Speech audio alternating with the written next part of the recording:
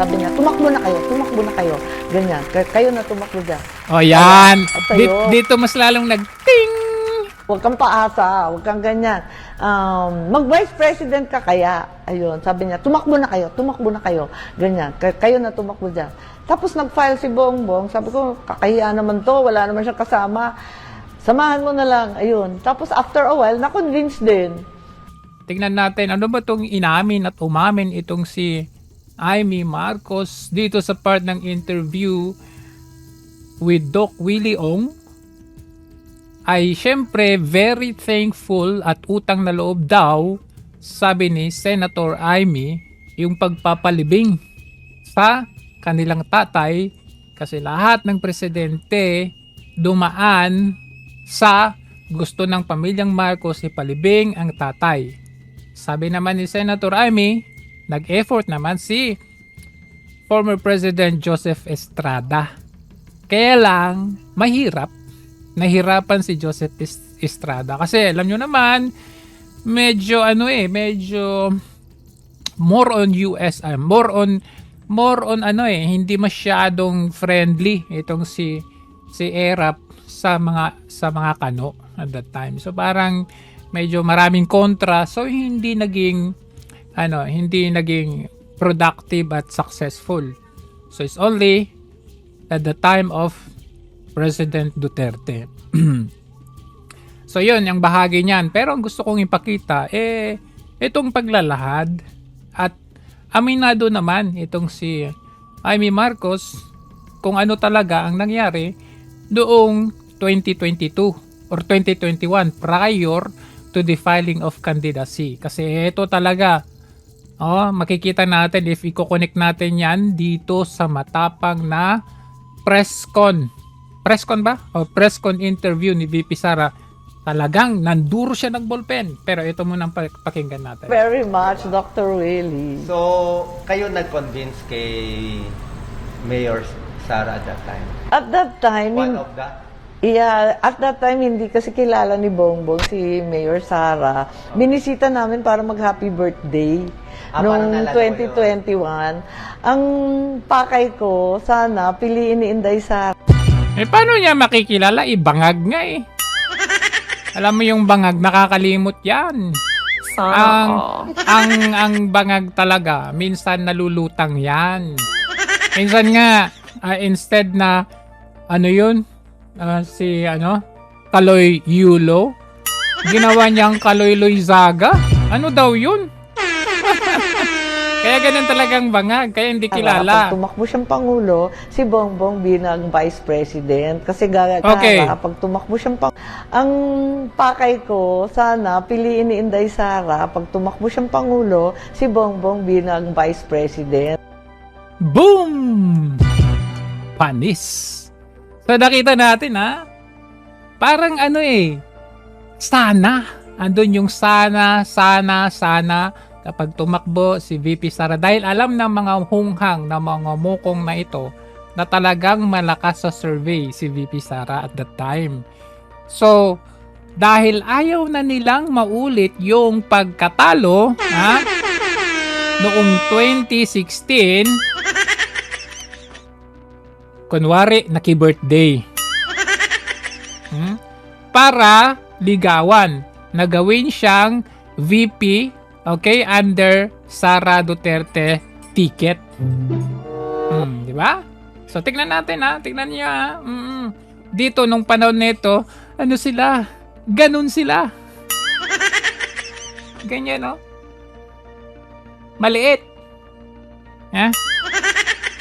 Kasi galing si Bongbong sa talo sa 2016. Ba't mo binubok yung galing sa talo? Ano ba naman yan? Bilang president? Bilang Vice. Okay. Para mag-tandem sila kasi tatakbo nga na presidente si Sara, akala ko, at sana, akala ng lahat. Kasi Aminado, akala ko. Tsaka si Sara, parang 27% siya. Lahat nangungulela, 14, 13. Ang layo niya talaga sa lahat. Ano to, mga mga April 2021. Ganon kaaga ganong kalakas si Sara Duterte. 27% as early as April, May. Nako! She was way ahead talaga naman. Alam naman natin, walk over yon kung tumakbo siya Kayo noon. ang lumapit sa kanya. Oo, kami ni Bongbong pumunta. Sabi ko, mag-happy birthday tayo. Baka Oh, ano na eh? Marcos, ba't ngayon ang yayabang ninyo ngayon? Anong ginagawa ninyo ngayon, ha? sakali swertehin tayo. Ang daming pumunta sa Davao noon. Lahat nag-o-audition para maging vice.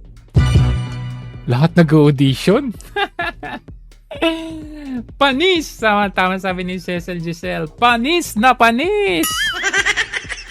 Biruin ninyo yun.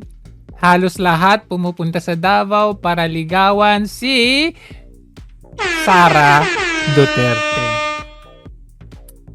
Kailan po yung interview na yan? A month ago. 1 month ago. Hindi siya masyadong nag-views eh. Kaya hindi halos lahat sa atin nakapanood. But napanood ko ito last week ata yon. Hindi lang ako naging interested kasi nothing is connected. So ngayon dahil doon sa interview kay VP Sara after nung budget hearing, nagawa kong i-connect ito kaya binalikan ko ito.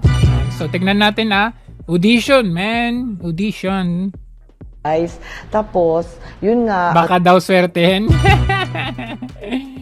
Ay, nako.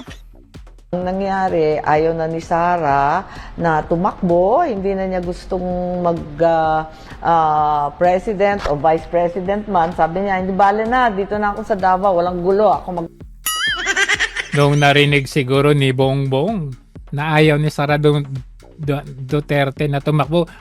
Toing! Medyo nag-ano yung kanyang tenga. Toing!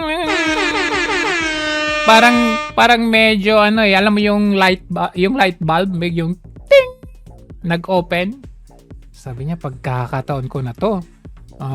may mayor. End of story. Ayoko na dyan. Magulo. And nung nangyari yun, sinabi ko sa kanya, huwag ka naman ganyan. Lahat umasa sa'yo. Huwag kang paasa. Huwag kang ganyan. So initially, sinabi ni Amy Marcos, huwag ka naman ganyan. Ganon. Bakit? Kasi saan sila sasapi bilang siya ang mag-vice president? Di ba nga? Okay, ulitin natin. Going back to the base. Okay. Pumunta sila ng Davao. Kunwari, naki-birthday. Tapos, kinausap na kung maaari. Kasi yung iba, nag-audition eh.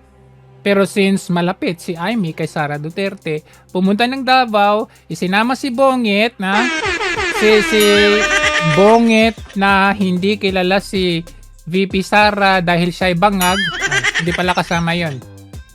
Pero sinama siya para kausapin sila na kung maaari isama siya sa slate as Vice President. Kasi nung 2016, si Tatay Digong ayaw niya. Ha? Ayoko nga. Bakit ako sasama? Bakit ko isasama yung bangag? Yun, ayaw ni Tatay Digong. Dahil alam niya may something. May alam siya nung mayor pa nga siya, nakita niya listahan ng PDEA, di ba? So ayaw niya talaga. Mas pinili niya si Cayetano. So ngayon, inulit nila kasi ayaw nilang maulit na matalo ulit. Kasi sino ba yung mga tatakbong vice president at that time?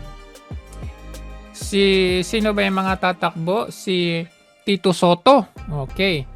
Pwede yun. Baka matalo pa ni Tito Soto. Etong si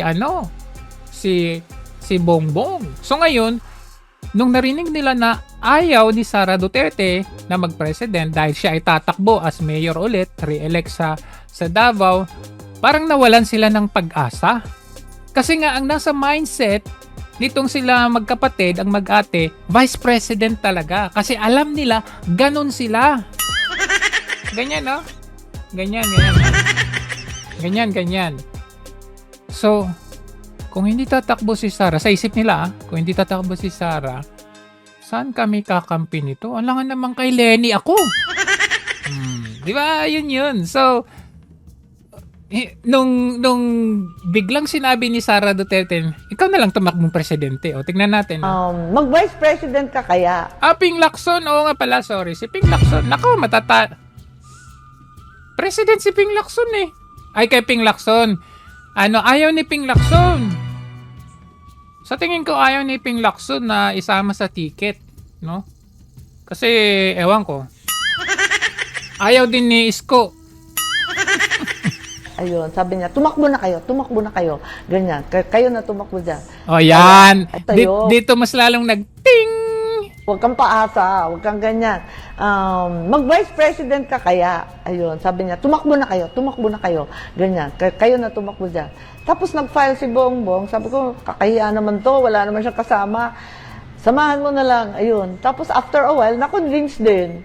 Nag-file na si Bongbong ng vice president muna. Tama ba?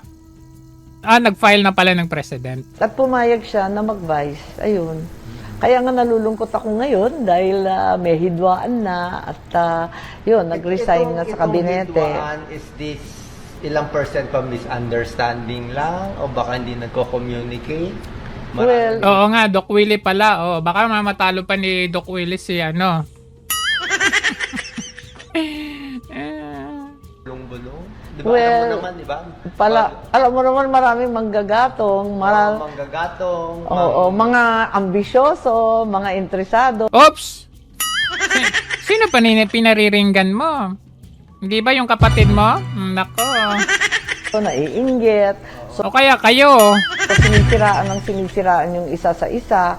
At yun, naintindihan namin at nakikita ko naman, grabe naman ang upak, ang banat, ang tiis ni VP.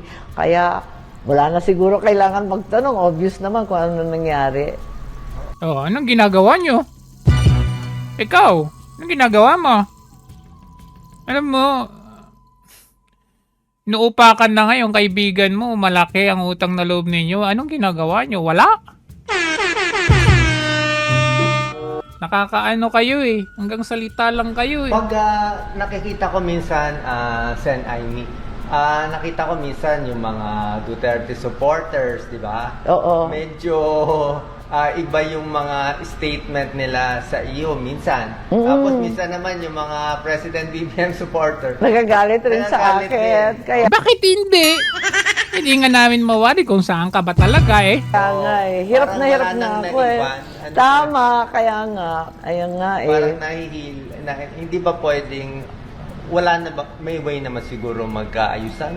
I think pag nag-aayusan yung bansa, gaganda naman, di ba? Ayun na nga yung dinadasal ko noon na magkaroon ng unity team pag United Sabihin mo sa kapatid mo yan. Hindi yan hanggang salita lang. North, United Solid South, di sana solid na lang lahat. Wala na tayong Ganito kasi ate. Makinig ka. Eto kung ano yung ginawa mo noong 2022. Duduruin kita dyan eh. Anong ginawa mo noong 2022? Dapat yun ang ginagawa mo ngayon. Ha? Ano yun? Pumunta ka, sinama mo si Bongit. Sa Davao, naki-birthday kunwari, ha? Ikaw yung namagitan. So ano yung dapat mong gawin ngayon? Kung ikaw namagitan nung 2022, ikaw ang mamamagitan ngayon, ha? Hanggang salita ka lang eh. isipin, kundi kalusugan, kabuhayan, kaunlaran, Yan, kapayapaan. yan. Eto nga, nagkagulo-gulo pa, nagkakaisa Ano na gagawin nga. mo nga? Kami pang nanira. Nalulungkot nga ako, hindi ko nga alam kung saan tayo patungo Ano, hanggang lungkot ka lang? na ganito eh. Balik na naman sa Sa bakbakan. nababasa ko, lahat inaasa sa iyo. Exactly! Yun yung kasasabi ko lang ngayon. Ha? Yun yung Ngayon ko lang napanood to eh. Nakita ko lang yung first part pero itong sinabi ni Doc Willie. Siyempre lahat, kanino namin yasa? Ha? Ikaw ang ulitin ko, ikaw yung namagitan ng 2022. Ikaw ang naglapit kasi sabi mo bangag si Marcos, hindi niya kilala si Sara Duterte, malapit kayo sa isa't isa ni VP Sara, ikaw ang namagitan. So anong gagawin mo ngayon? bilang namagitan ka nung 2022, ikaw dapat ang mediator ngayon. Ay, joke lang. Oh, Parang nako. ikaw ang nasa gitna eh. Nasa eye of the storm. Yun na nga. Tama. eh. Close ka sa both sides. Tama. Kailangan talaga magmuni-muni, Ano? What? Hanggang muni-muni ka lang? My galing muni-muni yan. konsulta. Ano ka, kuting? Meow. Pag nasal yes, yan ang kailangan ko ngayon kung Anong dinasdasal paano. mo ngayon? Ang dinadasal ko ang ating bansa, syempre. Okay na yun. Ayun, next. Kay ano na tayo Ito,